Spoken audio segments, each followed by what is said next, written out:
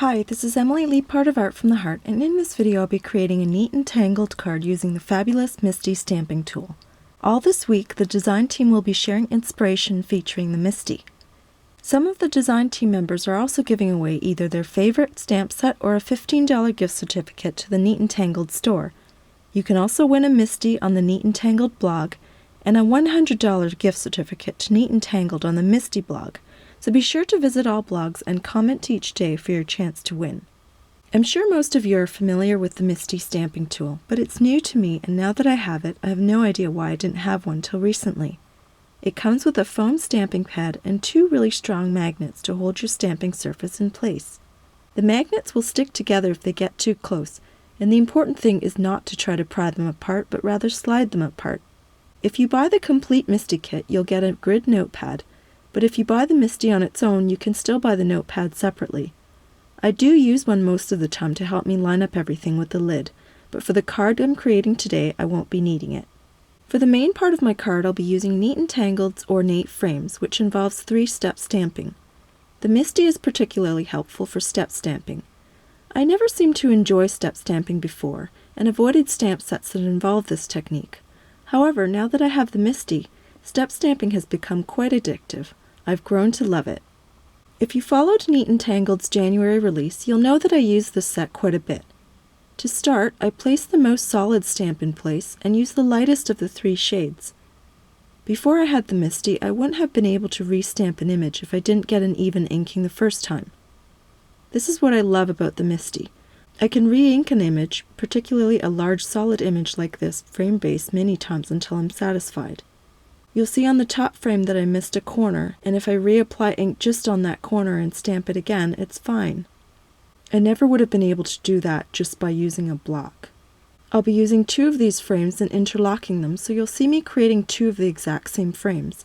The only variation will be the words I stamp on the top, and I'll go into more detail about that later. As you can see, the MISTI is so easy to use and wipes clean very quickly.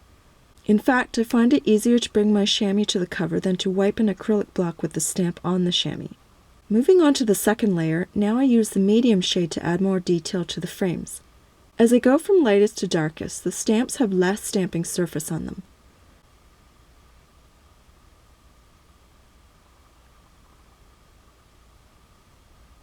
The last one, which I stamp in the darkest of the 3 shades, has the least amount of detail on it, and it applies the shadow aspect to the image.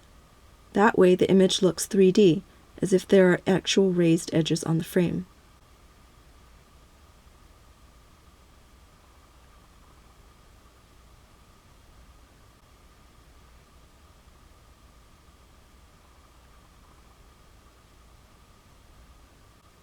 I've die cut 2 scrap frames to test how I'll be interlocking them.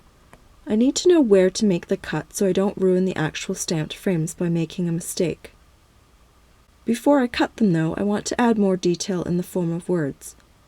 I'll be using the Blog Planner stamp set for this because there are many tiny words to choose from and they fit nicely onto the frame. I don't use a planner, but I find myself drawn to planner stamps because they're so cute, so I'm showing you another way to use these types of stamps. The phrases and words I'm using include send pretty mail, make, create, today, and ideas. Using the scrap frames as a guide to which parts of each frame will be covered, I place the words fairly randomly around the frame. I'm using the medium shade of the oranges that I'll be using later for the main sentiment. This way the words will show up even on the darkest shade of the frame. The other great thing about using the MISTI is that you can stamp a cluster of individual stamps all at the same time, like I'm doing here, and stamp them a second time in the exact same spot if some of them don't stamp perfectly the first time.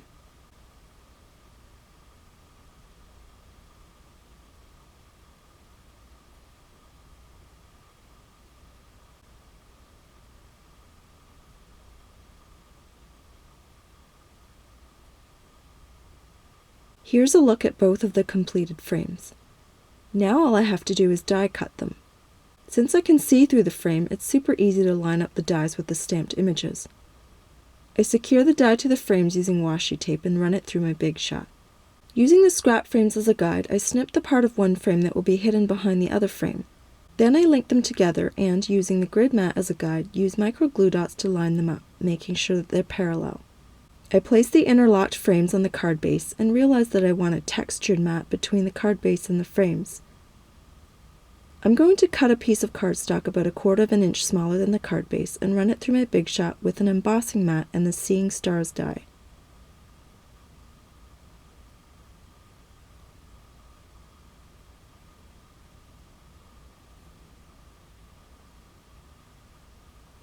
Now I'm going to stamp and die cut 2 sentiments from the Painted Hello set from the most recent release. This also involves 3-step stamping, and this time I'll be using 3 shades of orange ink which will blend in with the yellow frames and the orange words on the frames. I do this using the exact same process as the frames. I use the lightest shade with the stamp that has the most surface area as a base. Then I build up the dimension with the medium shade and less surface area, finishing with the darkest shade and the stamp with the least surface area to create that shadow effect.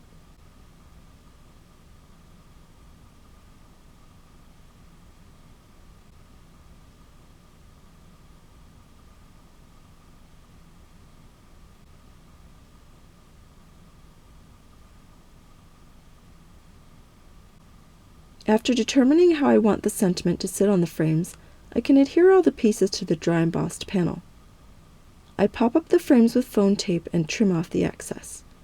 Then I secure the 2 hellos to the frames with micro glue dots. Now that all of the main elements are on the front panel, I can attach it to the card base. For this card, I think that not applying adhesive to the edges will look better. This will highlight the texture of the stars on the front panel. I feel that the card needs some shine or sparkle, and adding a few sequins would do just that. I used tweezers and multimedia matte to place the sequins, which are 2 shades of orange and a light yellow.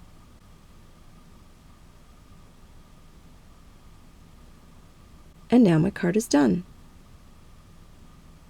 Please refer to the supply links below if you're interested in any of the products I used in this video. You can also visit my blog for stills and more information about my card. Remember to visit the Neat and Tangled blog, the MISTI blog, and the Design Team member blogs all week long for a chance to win. Thanks so much for watching.